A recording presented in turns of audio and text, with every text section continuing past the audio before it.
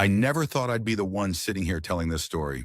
There are moments when I still wake up in the middle of the night, my sheets soaked with sweat, the sound of twisting metal and rushing water filling my ears.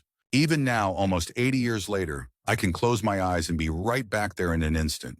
The cold, the darkness, the certainty that death had come for me. But that's not why I'm sharing this. I'm sharing because of what happened after. What I saw, who I met, the message I was given to bring back. My name is Frank Dellinger. In 1943, I was a gunner's mate second class aboard the USS Corey, a destroyer in the Atlantic Fleet. I was 20 years old, just a kid from Omaha, Nebraska, who'd never seen the ocean before the Navy showed it to me. Now I've seen things beyond the ocean, beyond this world, but I'm getting ahead of myself. Before I tell you about dying, let me tell you about living. I grew up during the Depression. My father worked at a grain elevator when there was work, which wasn't often enough. My mother took in sewing and mending. We got by, but just barely. I had two younger sisters, Mary and Catherine, and an older brother, James. James joined the Army in 1941, right after Pearl Harbor. I followed him into service 3 months later, choosing the Navy instead. Something about the sea called to me, even though I'd never laid eyes on it. Boot camp at Great Lakes Naval Training Station was a shock to the system. The yelling, the discipline, the endless drills. But I took to it better than most. I was strong from years of farm work, helping out at my uncle's place during harvest seasons. And I was good with my hands, which is how I ended up training as a gunner. They assigned me to the USS Corey in early 1942. She was a Gleaves-class destroyer, just over 1,500 tons, 348 feet long. Not a big ship by Navy standards, but she was beautiful to me, sleek and purposeful. Her hull number was DD-463. I can still see those numbers painted on her bow when I close my eyes. Life aboard a destroyer during wartime is a strange mix of intense boredom and sheer terror. Most days were routine, standing watches, maintaining equipment, drills and more drills. We'd spend weeks escorting convoys across the Atlantic, scanning the horizon for periscopes, listening for the sonar ping that might mean a U-boat was nearby. My battle station was at one of the 5-inch guns. I was part of a 7-man crew that served that weapon. Hours of practice had made us a smooth machine. We could load, aim, and fire with precision and speed. Our gun captain, a tough old salt named Sullivan, who'd been in the Navy since before I was born, made sure of that. "You boys are the first line of defense," he'd growl during drills. "When those Nazi bastards show their faces, you're going to send them straight to hell." We had a good crew. There was Martinez, our pointer, who had eyes like a hawk. Roberts, the trainer, who could track a target through heavy seas like it was nothing. Jackson, Thompson, Miller, and me, handling the ammunition and loading. We became brothers in that gun turret. When we weren't at our stations, we lived in the cramped quarters that became more like home than any place I'd known. Bunks stacked 3 high. Lockers barely big enough to hold our few personal possessions. The constant hum of machinery. The smell of fuel oil, sea air, and too many men in too small a space. We ate together in the mess, played cards during our free time, shared stories about girls back home, some true, most not. Martinez had a fiancée named Sophia waiting for him in San Diego. He carried her picture everywhere, showed it to anyone who'd look. Beautiful girl, dark eyes, shy smile. He'd talk about the restaurant they were going to open after the war. Jackson was from Mississippi, had never been more than 20 miles from his hometown before the Navy. He was quiet mostly, but had a singing voice that could stop you in your tracks. Some nights when we were far from any threat and the sea was calm, he'd sing old spirituals that echoed through the ship like they were coming from somewhere deeper than just his chest. These are the things I hold on to. These men, these moments. Because what happened later, it helps to remember we were more than just sailors on a doomed ship. We were young men with dreams and fears and futures we thought we'd live to see.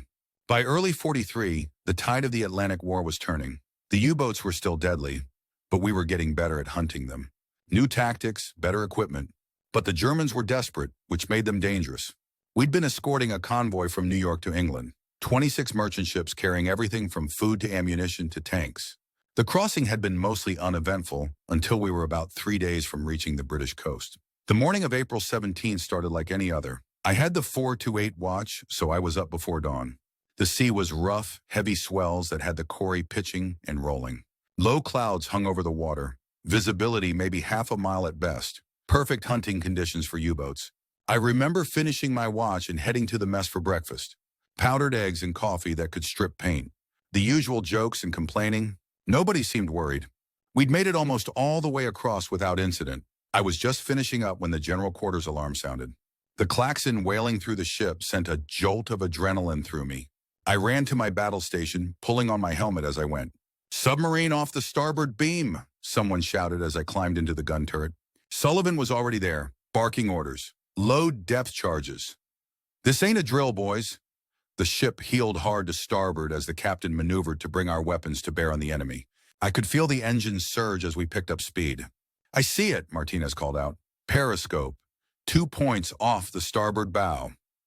Through the rain-streaked viewport, I caught a glimpse of it myself. Just a thin line cutting through the waves, but unmistakable. A hunting U-boat, likely stalking the merchant ships in our convoy. The Corey's 5-inch guns opened fire, trying to hit the periscope or force the submarine to dive deeper. The concussion from our gun firing rattled my teeth. We launched depth charges, the barrels rolling off the stern and disappearing into the churning wake. Then came the waiting. 10 seconds. 20. 30. The first depth charge exploded, sending a massive dome of white water into the air. Then another, and another.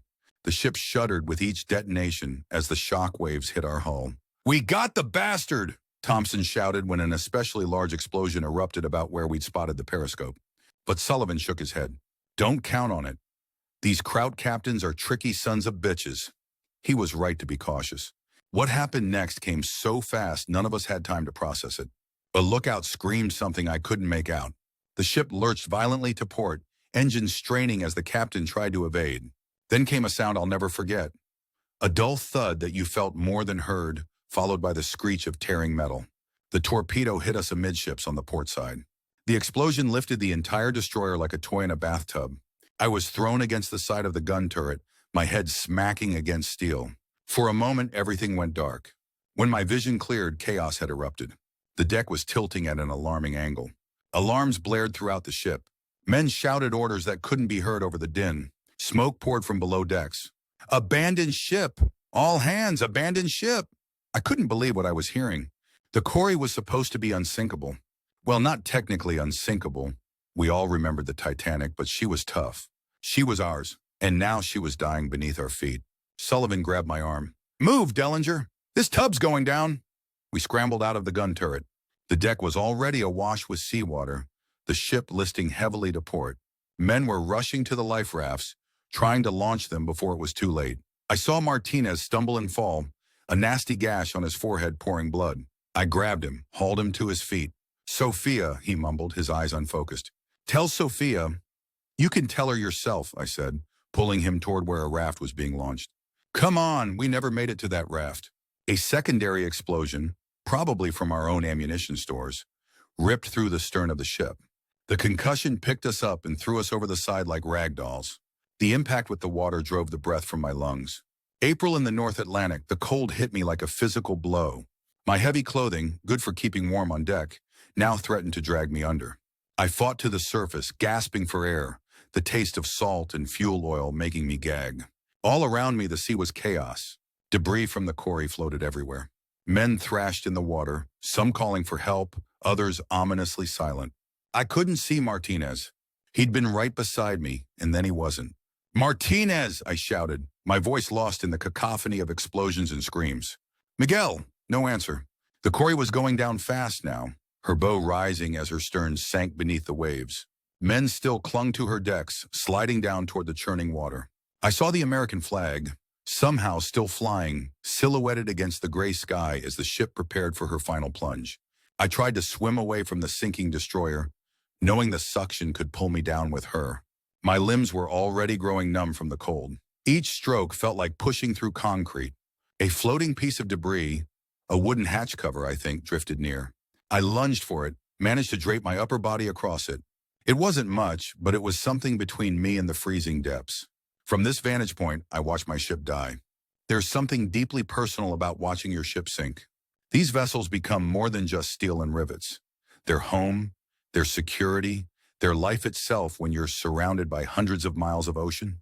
And the Corey had been a good home. She went down with a final groan of tortured metal, her bow pointed skyward like a farewell salute. Then she was gone, leaving only swirling eddies, floating debris, and men fighting for their lives in the merciless sea. Time becomes strange when you're fighting to survive.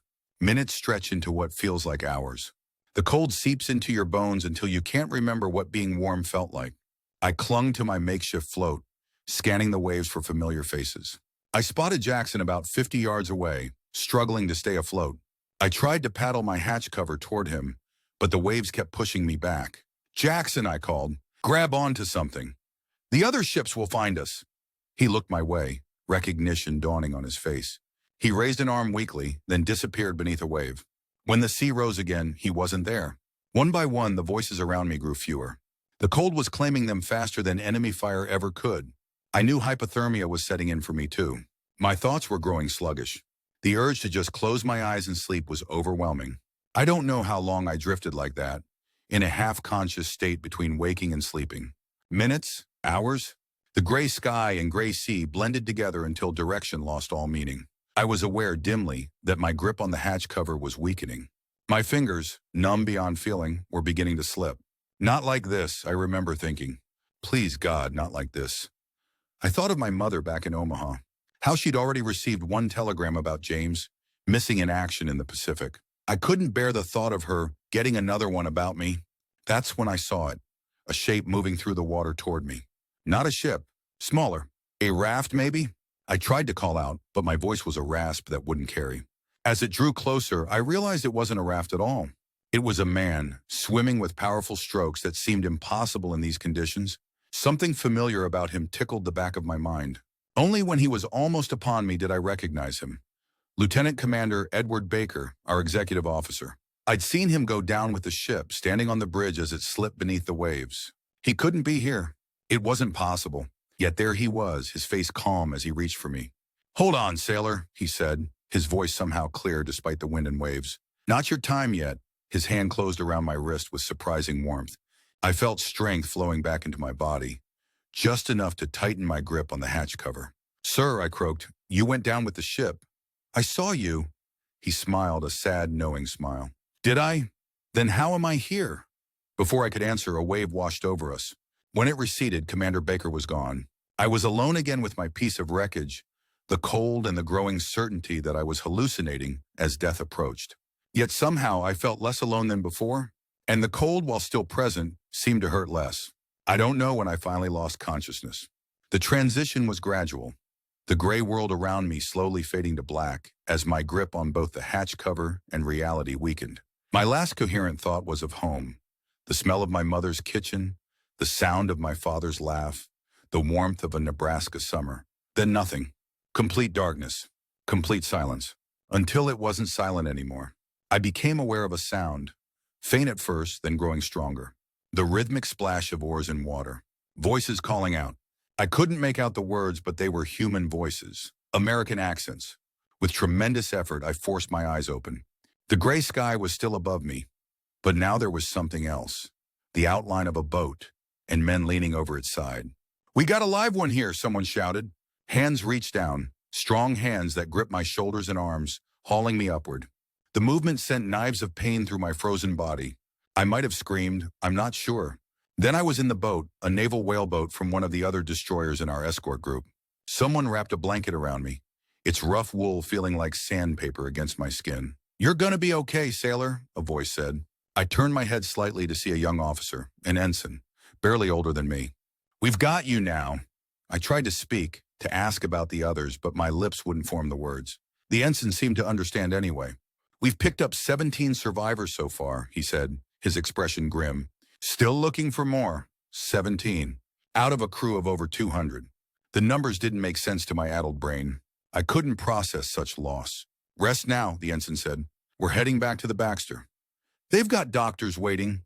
The USS Baxter, another destroyer in our escort group. Safety, warmth, medical attention. These concepts floated in my mind like distant shores. As the whaleboat turned and began making its way toward the Baxter, I found myself drifting again. Not into unconsciousness this time, but into a strange half-world between waking and sleeping. The motion of the boat, the spray of the waves, the murmured conversations of my rescuers, all seemed to be happening very far away. What felt immediate, what felt real, was the growing certainty that something profound had happened to me in those dark waters. Commander Baker's impossible appearance, the warmth that had flowed into me at his touch. These weren't just hallucinations of a dying mind. They were something else, something I didn't have words for yet. The journey to the Baxter passed in a blur, being lifted aboard in a rescue sling, carried below decks to the ship's small sickbay, doctors cutting away my frozen clothing, needles, warm fluids flowing into my veins, voices expressing surprise that I was still alive after so long in the water. His core temperature is dangerously low, I heard one doctor say. It's a miracle his heart is still beating. Miracle. That word again. It would follow me for the rest of my life.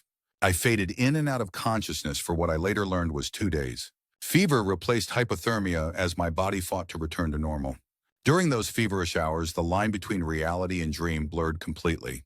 Sometimes I was back in the water, watching the Corrie sink. Sometimes I was in my childhood bedroom in Omaha. And sometimes I was somewhere else entirely. A place of light and peace that I can't adequately describe, though I've spent 80 years trying. In these visions, if that's what they were, I wasn't alone. Commander Baker was there. So was Martinez. And Jackson, Thompson, all the men I'd watched die. But they weren't suffering or afraid. They were complete, whole in a way that transcended physical bodies. "We're waiting for you," Martinez told me in one particularly vivid dream. "But not yet. You have to go back." "Back where?" I asked. "To tell them what you've seen," he said. "What you know now." Before I could ask what he meant, the vision would fade, replaced by the sterile walls of the sickbay and the concerned face of a Navy doctor. On the 3rd day, my fever broke. I woke to find myself in a real bed, not a hospital cot. We had reached England, and I'd been transferred to a naval hospital in Plymouth. Weak but alert, I was able to take in my surroundings for the first time since the sinking. The ward was filled with injured sailors and Marines, some with obvious wounds, bandaged limbs, burn dressings, the unmistakable flat section of blanket where a leg should have been. Others like me showed no external injuries but lay still with the 1,000-yard stare of men who'd seen too much. A nurse noticed I was awake and came to my bedside. "Welcome back, Gunner's Mate Dellinger," she said, checking my pulse. "You've had us worried." "How many?" I asked, my voice a rasp from disuse. "How many made it?" Her smile faltered. 23 survivors from your ship. You're one of the lucky ones. 23 out of over 200. More than 9 out of 10 of my shipmates gone. The numbers crashed over me like another wave, threatening to pull me under. "The doctors say you're doing remarkably well considering," the nurse continued, professional cheerfulness returning to her voice. "Another day or two of observation, and you'll likely be cleared for limited duty." Limited duty. The words barely registered. I nodded anyway, not wanting to show the turmoil inside me. How could I return to duty when so many couldn't? How could life simply go on? But life did go on. That's one of the hardest lessons of war. It's obscene normality. Men die by the hundreds, by the thousands, and the world doesn't stop turning. Meals are still served. Paperwork is still filed. New ships replace the ones that sink, and new men replace the ones who die. I was interviewed by intelligence officers, asked to recount every detail of the attack. They were particularly interested in the U-boat. Had I seen its number, its type, any distinguishing features? I told them what little I could remember, omitting the impossible appearance of Commander Baker and the strange visions that followed. Some things you keep to yourself, especially in wartime, especially when they sound like the ravings of a man whose mind has broken under stress. 4 days after arriving at the hospital, I was indeed cleared for limited duty. My physical recovery had been remarkably swift. Astonishing was the word the lead doctor used. I was assigned temporary quarters at the Plymouth Naval Base while awaiting reassignment. That first night in the barracks, I lay awake for hours, listening to the unfamiliar sounds of an English naval base. So different from the constant hum and motion of a ship at sea. When I finally drifted off, the dreams returned. I was back in the water, floating among the debris of the Corrie. But this time, I wasn't alone on my makeshift raft. Martinez sat beside me, looking just as he had in life. Young, handsome, full of quiet confidence. "You made it, Frank," he said, smiling. "I knew you would."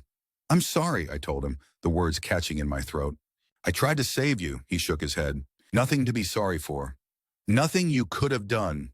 "What about Sophia?" I asked. "Your plans for after the war?" A look of infinite compassion crossed his face. "Some plans aren't meant to be fulfilled in this life. But others are." He leaned closer. "You have work to do, Frank. That's why you're still here. What work? I'm just a gunner's mate. You're much more than that now. He gestured to the water around us, but it was changing, transforming. The dark, cold Atlantic was becoming something else, something luminous and warm. You've seen beyond the veil. You carry that knowledge now. The water around us was no longer water at all, but a sea of light. And we weren't alone in it. Shapes moved through the radiance. Human shapes, yet more than human. I recognized some of them, shipmates, friends. Others were strangers, yet somehow familiar. What is this place? I whispered. You know what it is, Martinez replied. You've been here before. And suddenly I did know. This was where I had gone when consciousness left me in those freezing waters. This was what waited beyond life. It's time for you to go back again, Martinez said, his form beginning to fade into the surrounding light. But remember what you've seen. Remember the message. What message? I called as he grew dimmer. Miguel, what message? His voice came from everywhere and nowhere, clear as a bell despite his disappearing form. That death is not the end. That love continues. That we are all connected in ways your science can't explain. Tell them, Frank. Make them understand. I woke with a jolt, sitting upright in my bunk, heart pounding. The barracks were quiet except for the soft snoring of other sailors. Pre-dawn light filtered through the windows. I was drenched in sweat despite the cool English spring. The dream had been so vivid, so real. More real in some ways than the waking world around me. I could still feel the warmth of that sea of light, still hear Martinez's voice with perfect clarity. Make them understand. But how could I make anyone understand something I barely comprehended myself? And who would believe me if I tried? In the harsh light of day, even I questioned my own experiences. Were these just dreams? The mind's way of processing trauma? Or something more? I had no answers then. Only questions that would haunt me in the weeks and months that followed. I was assigned to a replacement draft, shipped back to the States for 30 days survivor's leave before receiving new orders. The journey home gave me time to think, to try to make sense of what had happened to me. The dreams continued, not every night, but often enough. Always with the same message. I had seen beyond death, and I was meant to share what I'd learned. But first I had to understand it myself. My family welcomed me home with a mixture of joy and caution. The telegram had reached them. Missing in action, presumed lost, before the correction arrived announcing I'd been found alive. For 3 days they had mourned me. My mother's hair had gone noticeably grayer. My father moved with the stiff carefulness of a man afraid his world might shatter again at any moment. My sisters hovered around me, treating me like I might break. Only my brother understood. James had returned from the Pacific 2 months earlier, his right leg missing below the knee, his eyes carrying the same shadows I now saw in my own reflection. They don't know, he told me one night as we sat on the porch, sharing a cigarette. They can't know. Know what? I asked, though I sensed he wasn't talking about the physical realities of war. What it's like to die. He tapped his prosthetic leg. I died on that beach in Guadalcanal. The body they shipped home isn't the same one that left. I studied his face in the dim light. Did you see anything?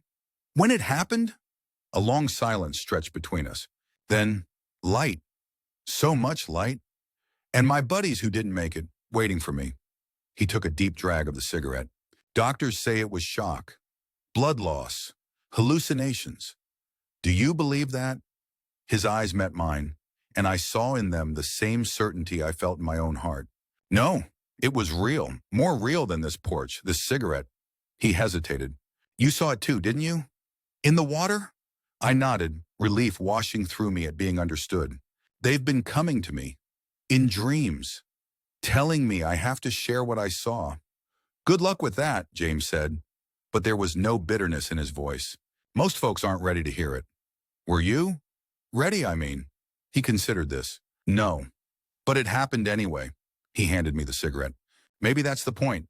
Maybe we're supposed to tell people what's waiting so they won't be as afraid as we were. That conversation with my brother was a turning point. For the first time, I began to accept that my experiences weren't just dreams or delusions. They were glimpses of something profound, something real, a reality that existed alongside the physical world we inhabited. When my leave ended, I received orders to report to Norfolk, Virginia, for assignment to a new ship. Part of me dreaded returning to the sea, to the place where I'd nearly lost everything. Another part knew it was necessary, not just for the war effort, but for my own journey. The USS Hamilton was another destroyer, larger and newer than the Corrie. She had survived a torpedo hit off the coast of North Africa in late 42, been repaired, and was now heading back into the Atlantic to continue the fight against German U-boats. I reported aboard on a sweltering June day, sea bag over my shoulder, still uncertain about my place in this war. The ship's executive officer, Lieutenant William Foster, reviewed my service record in his small office just off the wardroom. "Gunner's mate second class Dellinger," he said, looking up from the folder. "Survivor of the Cory." "Yes, sir. That was a tough business. You were in the water, what, 4 hours?" "Almost 5, sir." He whistled softly. "That's pushing the limits of survival in the North Atlantic. You must have someone looking out for you up there." He pointed skyward. "If only he knew how right he was." "We can use experienced men like you," Foster continued, "especially gunners. How soon can you be ready to resume full duties?" "Immediately, sir," I said, with more confidence than I felt. He studied me for a moment longer than was comfortable. "The captain likes to meet all new transfers personally, especially combat veterans. He'll want to hear about the Cory." I tensed at this. What would I say? How much would I reveal? "I'm not sure how helpful I can be, sir. It all happened pretty fast. Just tell him what you remember. Captain Reynolds has seen his share of action. He understands." I was scheduled to meet the captain the next morning. That night, in the unfamiliar surroundings of my new berth, the dreams returned with unusual intensity. This time it wasn't Martinez or my other shipmates who came to me. It was Commander Baker, standing not in water or light, but on what appeared to be the bridge of a ship. Not the Cory, but something older, from an earlier era. "You're hesitating, Frank," he said without preamble. "Doubting yourself. Doubting what you've experienced. Can you blame me?" I asked. "Who would believe me? More than you think. The world is full of people who've glimpsed what lies beyond, even if only for a moment. They're waiting for permission to believe, to share their own stories. And I'm supposed to give them that permission. I'm nobody, just a gunner's mate from Nebraska."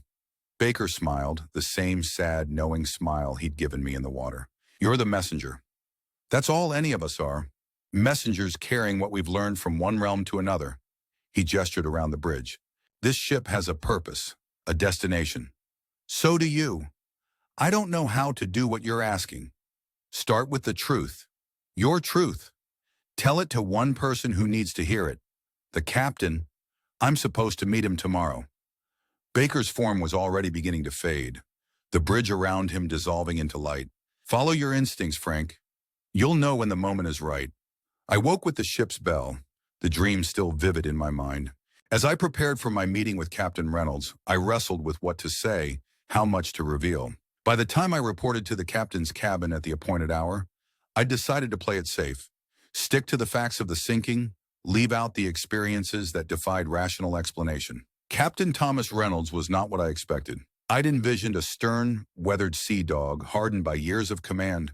Instead, I found a man perhaps 10 years older than myself, with kind eyes and a quiet demeanor that put me immediately at ease. "Gunner's mate Dellinger," he said, rising from behind his desk to shake my hand. "Welcome aboard the Hambleton. Please sit down." I sat in the offered chair, my cover in my lap, back straight as I'd been taught. "I've read your service record," Reynolds said, settling back into his own chair, "and the after-action report from the Cory incident. Quite an ordeal you went through." "Yes, sir. 5 hours in the North Atlantic. Most men wouldn't have lasted 2. I nodded, unsure how to respond. "I'm curious about something, Dellinger. The report mentions you were found alone, separated from the other survivors. Yet you had no life jacket, no raft, just a piece of floating debris. By all rights, you should have succumbed to hypothermia long before the rescue boats found you." I shifted uncomfortably. "I've wondered about that myself, sir." Reynolds leaned forward slightly. "I had a similar experience. North Sea, 1940. Our ship was hit by a German bomber. I was blown overboard, spent hours in the water." He paused, his eyes searching mine. I wasn't alone out there. My heart began to race. Was he saying what I thought he was saying? "Sir, my brother died at Dunkirk, 3 months before my ship was hit. But he was with me in the water that night. Kept me going when I was ready to give up." Reynolds held my gaze steadily. "The doctors called it hallucination, survival mechanism. But I know what I experienced." In that moment, I knew Commander Baker had been right. Sometimes we just need permission to believe our own truth.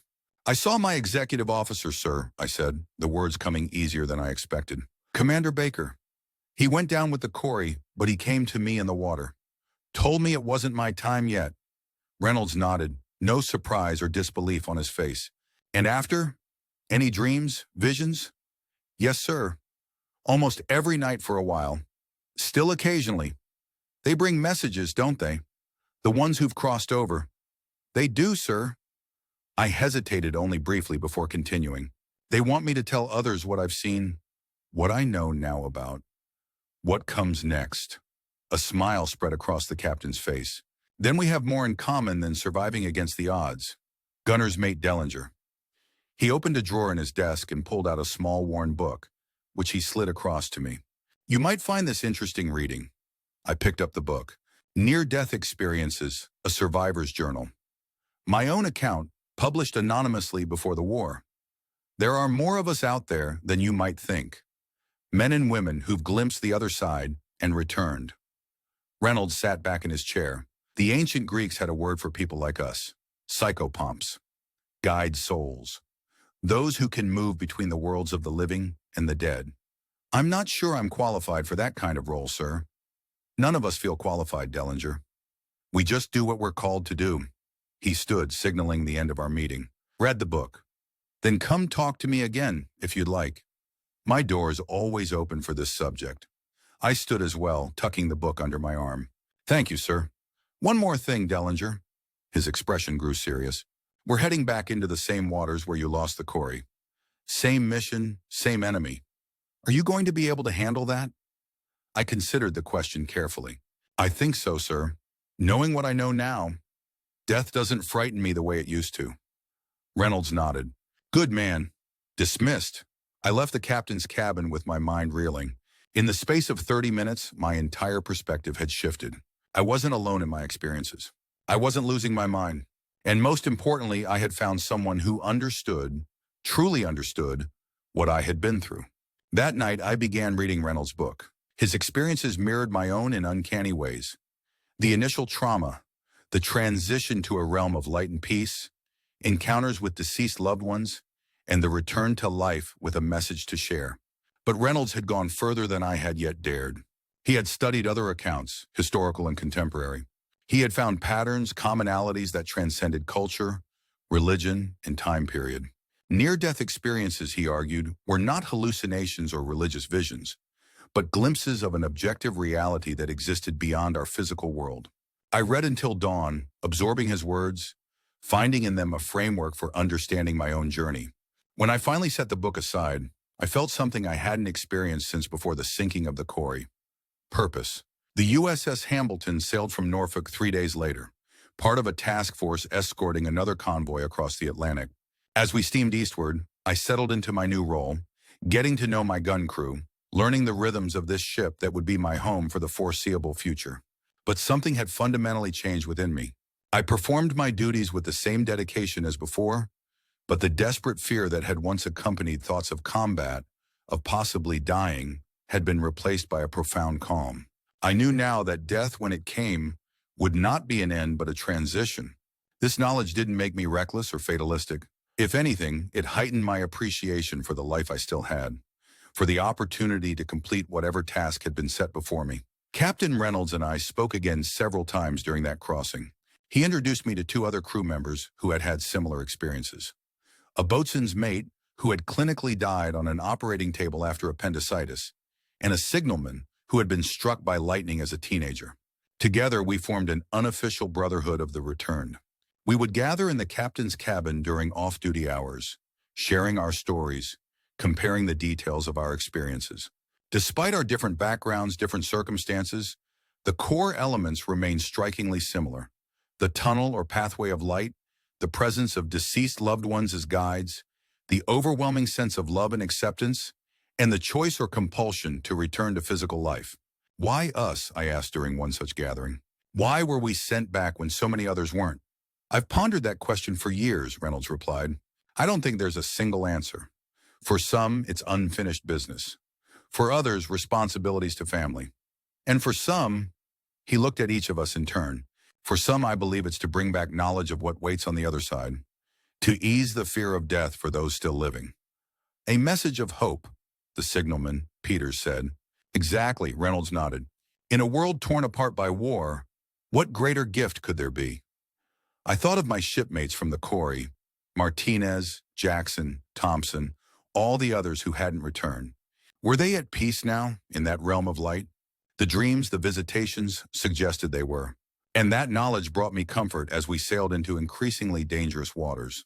10 days into our crossing, we received word that a wolf pack of U-boats had been detected on an intercept course with our convoy. Captain Reynolds ordered battle stations. I took my position at the 5-inch gun, scanning the horizon for periscopes, ready to rain destruction on any enemy that threatened our charges. As we prepared for possible combat, I was struck by a profound realization. I was no longer just fighting against something. German U-boats, the Axis powers. I was fighting for something. The message I carried, the truth about what waited beyond this life. My survival now had purpose beyond mere self-preservation. The engagement, when it came, was fierce but brief. 2 U-boats attacked from different directions, firing torpedoes at the merchant ships we protected. The Hambleton and our sister destroyers responded with depth charges and gunfire. One torpedo struck a Liberty ship, which began taking on water but remained afloat. No torpedoes found the Hambleton, though one passed close enough to our stern that I could see its wake from my gun position. We sank one U-boat, confirmed by the debris and oil slick that rose to the surface. The other escaped into the depths.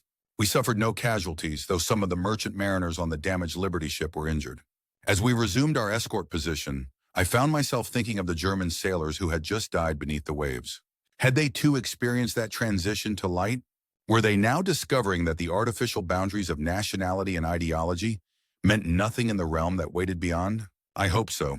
Despite being enemies in this world, we shared the same ultimate destination. That night, exhausted from the prolonged battle stations, I fell into a deep sleep as soon as my head hit the pillow. The dream that came was different from those before. I stood on the deck of an unfamiliar submarine, clearly German by its design. Around me moved the ghostly forms of its crew, going about their duties with the precision of well-trained sailors. None seemed to notice me, except one.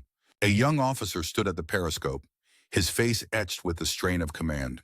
He turned from his instrument and looked directly at me, his eyes widening in recognition. Not of me personally, but of what I represented. Sie auch? He asked in German. You too? Somehow I understood him, though I spoke no German. Yeah, I replied. Me too. Es ist schön, he said. It is beautiful. Yes, I agreed. It is. Without another word, he returned to his periscope. The submarine around us began to dissolve, replaced by the now familiar sea of light. The German officer's form became luminous, transcendent, as he moved away from me toward waiting figures in the distance. The message was clear. Even those we called enemies in life found peace in what came after. Death made equals of us all. When I woke, I felt a profound sense of connection, not just to my fellow Americans, but to all humanity. The war with its hatred and destruction seemed increasingly absurd in light of what I now understood about our shared destiny. Yet I knew the fighting would continue. The evil of Nazism had to be opposed, lives and freedom protected. My duty as a sailor remained unchanged, but my perspective had been forever altered by what I had experienced beyond the veil of death. The remainder of our convoy's journey passed without further incident. We delivered our charges safely to England, took on supplies, and prepared for the return voyage with another group of ships heading west. Before we departed, Captain Reynolds called me to his cabin again. Dellinger, he said without preamble, I've been thinking about our conversations, about the message we've been entrusted to share. Yes, sir. This war won't last forever. When it's over, people will be searching for meaning, for hope in the aftermath of so much death and destruction. He leaned forward. I intend to speak more openly about my experiences then. To write more books, give lectures if possible. That sounds like important work, sir. It is. And I think you should consider doing the same. He held up a hand to forestall my objection. Not immediately. You're young, with plenty of life ahead of you. But someday when the time is right, your story should be told. I thought about this. The idea both terrified and exhilarated me.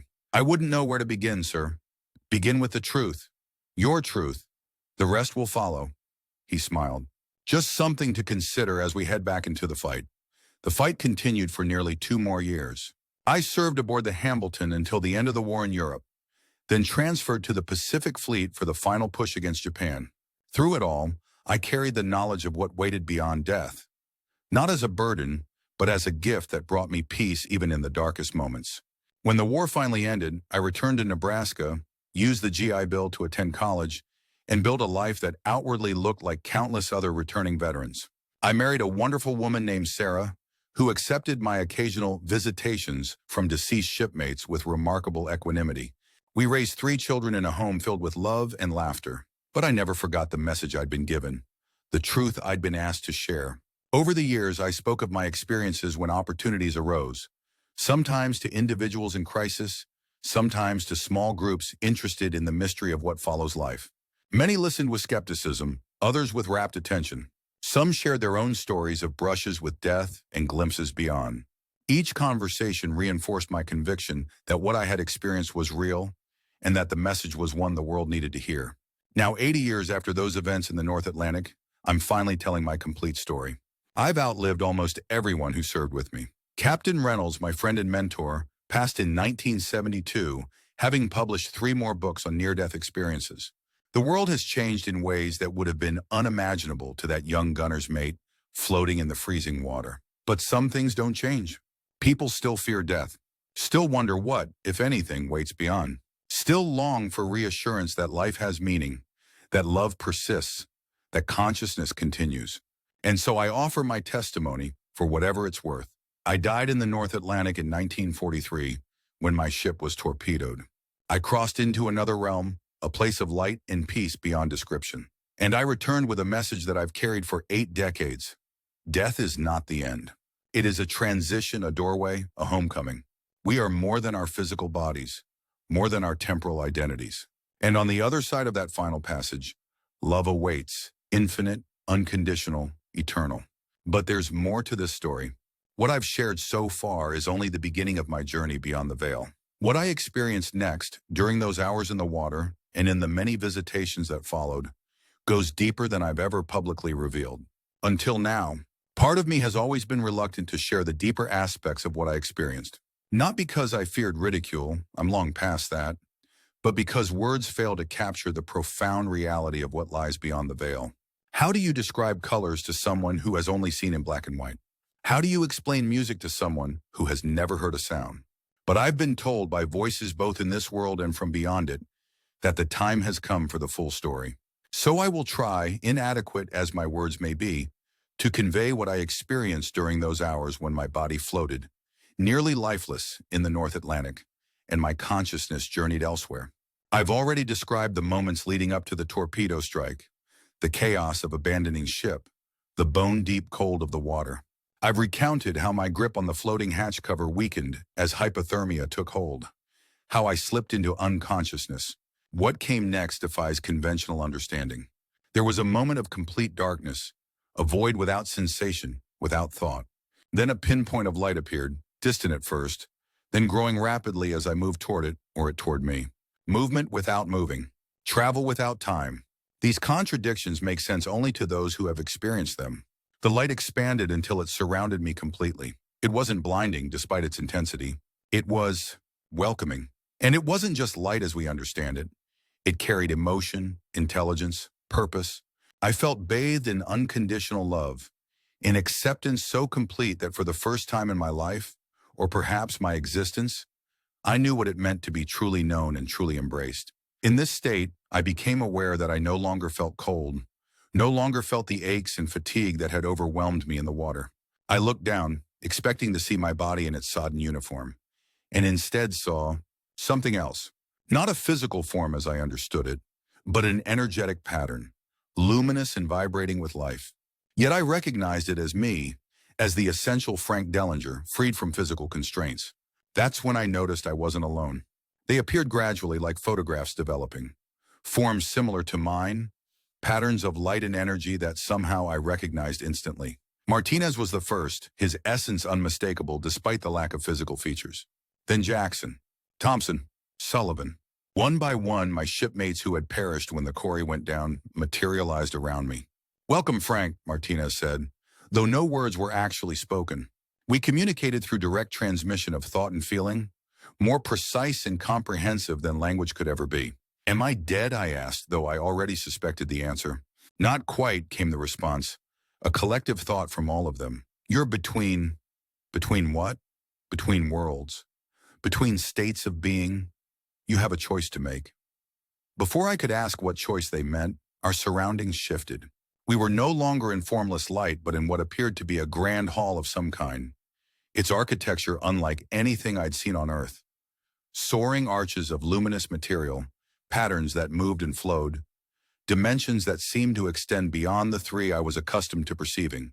Seated in this hall were beings of light, some I recognized as human souls who had once lived on Earth, others distinctly different, entities of a higher order whose nature I couldn't fully comprehend. They regarded me with what I can only describe as loving interest. The council, Martinez explained, again without words. They guide transitions. They help souls understand their journeys. One of the higher beings approached. In its presence, I felt a depth of wisdom that dwarfed human understanding. It communicated directly to my consciousness. Frank Dellinger, it said, the words forming in my mind with crystal clarity. Your physical form still lives, though barely. You must decide whether to return to it or to continue your journey here. I have a choice, I asked, amazed. In your case, yes. The thread connecting you to your body is tenuous but unbroken. If you choose to return, you can. If you choose to stay, your physical form will cease and you will fully transition to this realm. I looked around at my shipmates, at the magnificent hall, at the beings of light. The peace and joy I felt was beyond anything I'd experienced in life. Why would anyone choose to leave this? To return to pain, to cold, to the horrors of war? As if in answer to my unspoken question, the being of light touched what would have been my forehead if I'd had a physical form. Instantly, I was flooded with visions. My mother receiving the telegram announcing my death, her collapse into grief, my father turning to alcohol to numb his pain, my younger sisters trying to make sense of losing both their brothers to war, the life I might have lived unlived, the children I might have fathered unborn. There is purpose in return, the being told me. There is growth in completing a life's journey, and there is service you could yet render. What service? I asked. To bear witness, to carry the knowledge of this realm back to those who fear the transition you now experience, to be a bridge between worlds. I considered this. The thought of leaving this place of perfect peace was almost unbearable. Yet the thought of my family's grief, of potential unfulfilled, pulled at me as well. If I go back, I said, will I remember this? Will I remember all of you, this place? Some memories may fade as you re-enter physical consciousness, the being acknowledged. The human brain cannot fully process experiences beyond its realm. But the essence of what you've learned here will remain, and we will find ways to remind you. I turned to Martinez, to my shipmates. What about all of you? Are you staying here? Martinez's energy pattern seemed to smile. Our journeys continue, but in different directions than yours, at least for now. We've completed what we came to do in physical form. Will I see you again? Of course. Jackson's familiar presence radiated warmth. We exist beyond time as you understand it. We'll be waiting when you return, whether that's today or decades from now. The being of light gave me what felt like a moment to consider, though time had no meaning in that place. Then it spoke again. Before you decide, there is something you should experience. Knowledge you should carry back, if that is your choice. The hall around us dissolved, and suddenly we were everywhere. I could perceive the entirety of the earth below us, a beautiful blue sphere, but I could also somehow see beyond it, to the vast cosmic web of energy and consciousness that connected all living things. Streams of light flowed between stars, between galaxies, between dimensions I hadn't known existed. This is the greater reality, the being explained. What humans perceive with their senses is but the thinnest slice of what exists. All consciousness is connected. All life is one great organism, evolving, learning, growing toward greater awareness. I watched as souls departed Earth in countless points of light, ascending into this cosmic network. Other souls descended, entering physical forms to begin or continue their journeys in matter. The cycle was constant, eternal, purposeful. Death, as humans understand it, does not exist, the being continued. There is only transition, transformation, the eternal dance between form and energy, between individuation and unity. The vision expanded further, and I perceived what seemed to be the entirety of time, past, present, future, existing simultaneously. I saw human history not as a linear progression, but as a complex pattern unfolding according to a design beyond my comprehension. I saw my own life as a thread in this pattern, interconnected with countless others, each intersection meaningful, purposeful. This is what awaits all consciousness, the being told me. Not an ending, but an expansion. Not judgment, but understanding. Not separation, but reunion. The vision receded, and we were back in the grand hall. I felt humbled, overwhelmed by what I had been shown, yet also filled with a sense of peace that transcended understanding. Now choose, the being said simply. I looked again at my shipmates, at Martinez, who would never return to his beloved Sophia, at Jackson, who would never again sing on quiet nights at sea. They had completed their physical journeys. Was it my time to join them? As I considered, I became aware of something I hadn't noticed before. A thin silver cord extending from my luminous form, disappearing into the distance. I somehow understood that this was my connection to my physical body, still floating in the cold Atlantic. Your choice, the being reminded me. I thought of my family, of the grief they would suffer if that cord were severed. I thought of the vision I'd been shown, the interconnectedness of all things, the message that death was not the end, but a transformation. How many lived in fear of that transformation, never knowing the peace and joy that waited beyond? I'll go back, I said finally. I'll bear witness. A ripple of what felt like approval moved through the gathered beings. The one who had spoken to me approached again. The return will not be easy, it cautioned. Physical pain awaits, and the limitations of human form after experiencing the freedom of this state. There will be times when you doubt what you have seen here, times when others doubt you. Are you prepared for this? I am, I said, with more confidence than I truly felt. Then take with you these truths. You are more than your physical form. All consciousness is connected. Love is the fundamental force of existence. Death is a doorway, not an end. Carry these messages to those who have ears to hear. The being touched me again, and I felt a surge of energy flow through my luminous form. Martinez and the others moved closer. Until we meet again, Martinez said, his essence radiating love. Tell Sophia I'm waiting when her time comes. We'll be watching over you, Jackson added. All of us. Then the hall began to fade, the light to recede. I felt myself being pulled backward, drawn along that silver cord at increasing speed. Darkness engulfed me, then cold. A shocking, brutal cold that slammed into my awareness like a physical blow. I was back in my body, floating in the North Atlantic, clinging to the hatch cover with numb fingers. The transition was so abrupt, so jarring, that for a moment I wasn't sure what was real. The luminous realm I'd just left, or this world of physical sensation and suffering. Then I heard voices, human voices, and felt hands grasping me, pulling me from the water. The rescue, just as I'd described earlier. But now you know what happened during those hours that my body floated, seemingly unconscious in the freezing sea. My return to physical life was painful in ways I hadn't anticipated. Not just the physical pain of a body pushed to its limits, but the emotional and spiritual pain of constraint, of being once again limited to a single perspective, a single moment in time, after experiencing the freedom and expansiveness of existence beyond the body. There were moments in those first days of recovery when I questioned my decision to return, when the memory of that realm of light and love was so vivid that the physical world seemed dull and restrictive by comparison. But as time passed, as my body healed and my mind adjusted, I began to understand the purpose in my return. The visions, the visitations from my shipmates that I described earlier, were not just dreams or hallucinations. They were reminders, points of contact between the world I had experienced and the one I had returned to. Each one reinforced the message I had been given, the knowledge I had been asked to carry. My meeting with Captain Reynolds was the first confirmation that I wasn't alone in my experiences. His book provided a framework for understanding what had happened to me, a validation that others had glimpsed the same reality beyond physical life. The small group of fellow experiencers aboard the Hamilton became my first community of understanding, the first people with whom I could speak openly about my journey. But it was after the war, during the decades that followed, that the full impact of my near-death experience gradually revealed itself. The message I had been asked to carry found expression in ways I could never have predicted that day in the North Atlantic. When I returned to Nebraska after the war ended, I tried at first to resume a normal life. I used the GI Bill to attend the University of Nebraska, studying psychology and comparative religion, subjects that might help me understand and contextualize what I had experienced. It was during my second year of studies that I met Sarah.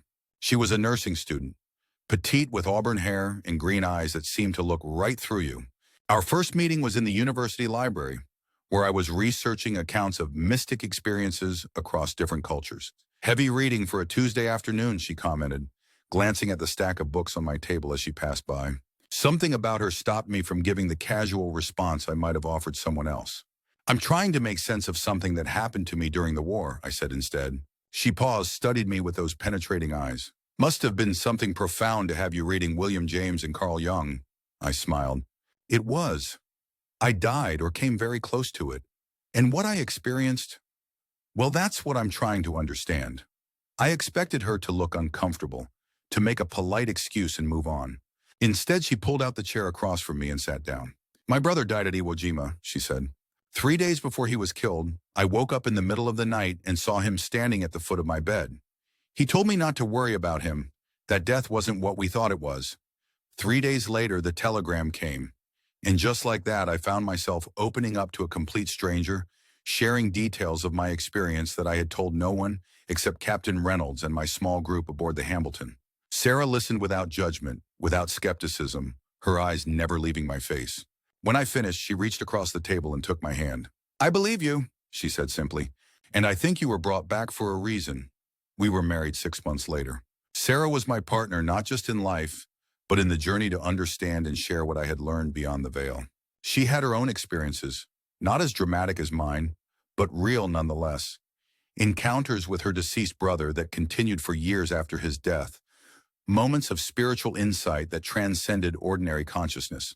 Together, we created a home that was open to the reality of spiritual experience, where the veil between worlds was acknowledged as thin and permeable. This became especially important as we raised our children. James, named for my brother, Emily, and Michael, in a culture that increasingly valued material evidence over spiritual insight. We didn't push our beliefs on our children. Rather, we created space for them to have their own experiences and draw their own conclusions. When 7-year-old Emily spoke matter-of-factly about conversations with her uncle in heaven, my brother James, who had died before she was born, we didn't dismiss it as imagination. When teenage Michael woke from a vivid dream of being guided through a beautiful place by his grandfather, Sarah's father, who had passed 2 years earlier, we listened attentively. But our family's openness to these experiences was the exception, not the rule in post-war America. The 1950s brought a focus on material prosperity, scientific advancement, and conformity that left little room for discussions of mystical experiences or life beyond death. Those who spoke openly of such things risked being labeled eccentric at best, mentally unstable at worst. I continued my personal research into near-death experiences, corresponding with researchers like Dr. Raymond Moody, who would later coin the term near-death experience in his 1975 book, Life After Life, and Elizabeth Kubler-Ross, whose work on death and dying brought new understanding to these previously taboo subjects. But for many years, my public sharing of what I had learned was limited to small private settings, church groups open to mystical experiences, gatherings of veterans who had their own stories of moments between life and death, occasional university classes where a curious professor would invite me to speak about my experiences. That changed in 1965, when Sarah was diagnosed with aggressive breast cancer. Despite surgery and the limited treatments available at that time, her prognosis was poor. The doctors gave her 6 months to a year. Sarah faced her diagnosis with a serenity that amazed her doctors, but didn't surprise me. We had both long since moved beyond the fear of death that grips so many. I'm not afraid to go, Frank, she told me as we sat on our porch swing, watching the sunset after receiving the news. I'm just sad to leave you and the children. I know, I said, holding her close. But it's not goodbye forever. Just until next time. She smiled, looking out at the golden light spilling across our yard. I want you to promise me something. Anything. When I'm gone, tell our story. Your experience, my experiences, what we've learned together. It's time more people heard it. I hesitated. People aren't always ready to hear these things, Sarah. You know that. The world is changing, Frank. The old certainties are being questioned. People are looking for deeper truths. She turned to face me, her eyes as clear and penetrating as the day we met. The message you were given wasn't just for a few people in living rooms and church basements. It was for anyone afraid of the greatest transition we all face. She was right, of course. Sarah was almost always right about these things. She had an intuitive understanding of timing, of when to speak and when to be silent. Sarah lived not 6 months but nearly 2 years after her diagnosis. She faced her decline with grace and even humor, using her experience as a nurse to guide her doctors in managing her care. Our home became a place of pilgrimage during those last months, with friends, family, and even strangers coming to sit with Sarah, to absorb some of her wisdom about living fully in the face of death. When the end came, it was peaceful. Sarah slipped away on a spring morning, the windows opened to a gentle breeze carrying the scent of lilacs. Our children were there, grown now. James, a college professor, Emily, a nurse like her mother, Michael finishing law school. We surrounded her bed, holding her hands, telling her it was okay to let go. In her final moments, Sarah's eyes, which had been closed, suddenly opened wide. She looked not at us, but at something beyond us, her face lighting up with recognition and joy. "They're here," she whispered. "So beautiful. They've come to take me home." Then she was gone, her hand going limp in mine, her last breath a sigh of what sounded like relief. I felt her passing as distinctly as if a light had gone out in the room. But I wasn't overcome with grief in the way many would expect. Sadness, yes, deep and profound sadness at the physical separation, at the days and years I would spend without her physical presence. But not despair, not the crushing anguish of believing I had lost her forever, because I knew better, and so did our children, who grieved their mother but took comfort in the knowledge she had helped instill in them. That death is a doorway, not an end. 2 nights after Sarah died, as I lay in our bed unable to sleep, she came to me. Not in a dream, but in that liminal space between waking and sleeping where the veil grows thin. She appeared at the foot of our bed, not as the thin, pain-etched woman of her final days, but vibrant and whole, radiating light and love. "Frank," she said, her voice as clear as if she were physically present. "It's all true. Everything you experienced, everything we believed. It's more beautiful than either of us imagined." I sat up, fully alert now. "Sarah, you're really here?" Her smile was radiant. "In a way, I'm learning to navigate between realms. It's remarkable what's possible once you understand the mechanics of it." She laughed, the sound like music. "That's my nursing background talking. Always wanting to understand how things work. Are you okay?" It seemed such an inadequate question, but I didn't know what else to ask. "I'm more than okay, Frank. I'm home, and I'm waiting for you, though you have much still to do before you join me." Her form began to fade slightly. "It takes considerable energy to manifest like this. I won't be able to stay long, but I'll be back, and there are other ways I'll communicate with you." "What do you mean?" "You'll see. Just pay attention to the signs." Her image flickered. "Tell our story, Frank. Now is the time. People are ready to hear it." Before I could respond, she was gone, leaving behind only a lingering sense of her presence and a scent of lilacs that had no physical source. In the months that followed, I received countless signs from Sarah. Meaningful coincidences that statisticians might call random, but that carried undeniable personal significance. A favorite song playing at precisely the moment I was thinking of her. A butterfly landing on my hand and staying there for minutes, unafraid. Dreams so vivid and meaningful they could not be dismissed as mere subconscious activity. And there were more direct visitations, though none as clear and sustained as that first one. Glimpses of her at the edge of my vision. The distinct feeling of her sitting beside me on the porch swing. Once my distinct impression of her hand covering mine as I prepared to make an important decision. True to my promise, I began to speak more openly about my near-death experience, about Sarah's passing, about what we had both learned about the continuity of consciousness beyond physical death. I wrote articles for magazines willing to publish such accounts. I gave talks at churches, community centers, libraries, anywhere that would have me. It was 1967, the beginning of an era of spiritual questioning and exploration in American culture. People were increasingly open to experiences and ideas outside mainstream religious and scientific paradigms. The timing of my more public sharing, as Sarah had intuited, was perfect. Not that everyone accepted what I shared. Far from it. I encountered plenty of skepticism, Plenty of scientific materialism that dismissed all such experiences as hallucinations, as the brain's response to trauma or oxygen deprivation. Some religious conservatives, too, were uncomfortable with experiences that didn't fit neatly into their theological frameworks. But for every skeptic, there were 2 or 3 people who listened with genuine openness, who found hope in the message I carried. Often these were people who had experienced their own brushes with death, their own inexplicable moments of connection with loved ones who had passed. They just needed permission to trust what they had experienced, to know they weren't alone. In 1972, I received a letter from a researcher at the University of Virginia named Dr. Ian Stevenson. He had heard about my experiences through a mutual acquaintance and was conducting studies on survival of consciousness beyond bodily death. Would I be willing to be interviewed as part of his research? I agreed, and that summer traveled to Charlottesville to meet with Dr. Stevenson. He was a meticulous researcher, recording my account in extensive detail, asking perceptive questions that showed he had encountered similar reports from others. What impressed me most was his careful scientific approach, coupled with an open mind about phenomena that many scientists dismissed outright. Your experience contains elements I've documented in hundreds of cases across different cultures, he told me after our formal interview had concluded.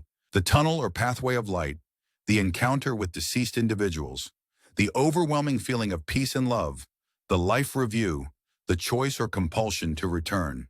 So you believe what I experienced was real? I asked. I believe it was a genuine experience of consciousness, he replied carefully.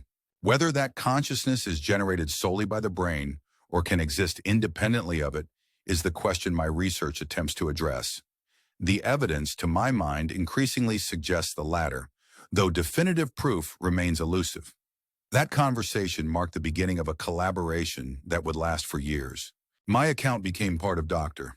Stevenson's database of near-death experiences, contributing to research that would help establish the field of near-death studies as a legitimate area of scientific inquiry. As the 1970s progressed, public interest in near-death experiences grew dramatically. The publication of Raymond Moody's Life After Life in 1975 brought the term near-death experience into popular usage and presented dozens of accounts similar to mine. When researchers like Kenneth Ring began systematic studies of these experiences, I participated willingly, seeing scientific validation as an important complement to personal testimony. By the 1980s, what had once been considered fringe or paranormal was being discussed in medical journals and university classrooms. The International Association for Near-Death Studies was founded in 1981, creating a community of researchers, experiencers, and healthcare professionals dedicated to understanding these phenomena.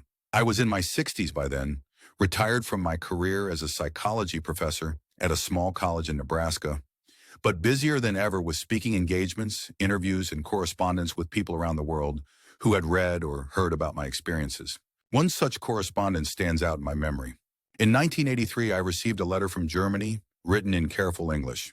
The writer introduced himself as Klaus Weber, the son of Kapitänleutnant Heinrich Weber, commander of U-441, the submarine that had torpedoed and sunk the USS Corey in 1943.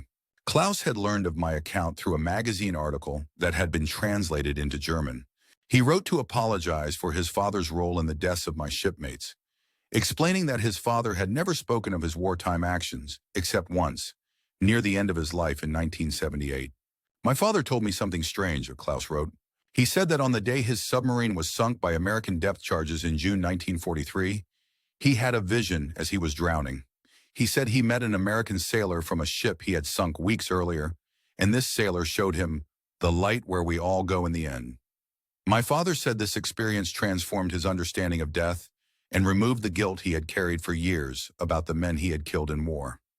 The hair on the back of my neck stood up as I read these words. The German officer in my dream, the one who had asked Sie auch, and told me, Es ist schön. Could it possibly have been Kapitänleutnant Weber?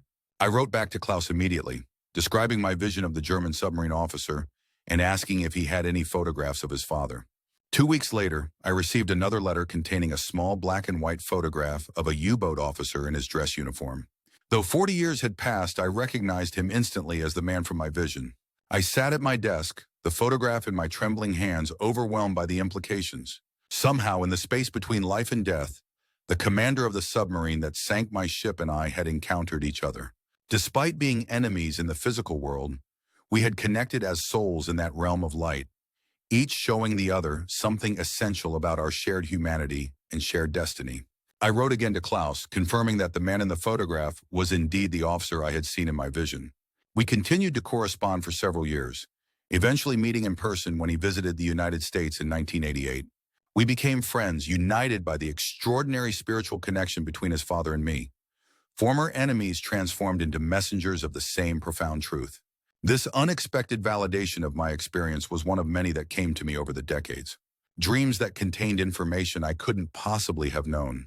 Synchronicities that defied probability. Connections with people across time and space that could not be explained by conventional understanding of reality.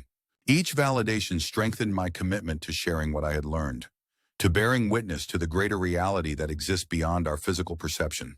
The message given to me by that being of light in 1943 became the cornerstone of my life's work. You are more than your physical form. All consciousness is connected. Love is the fundamental force of existence. Death is a doorway, not an end. As I entered my later years, I found myself reflecting more deeply on the purpose of physical existence itself. If consciousness continues beyond death, if we are all ultimately reunited in that realm of light and love, why incarnate into physical form at all?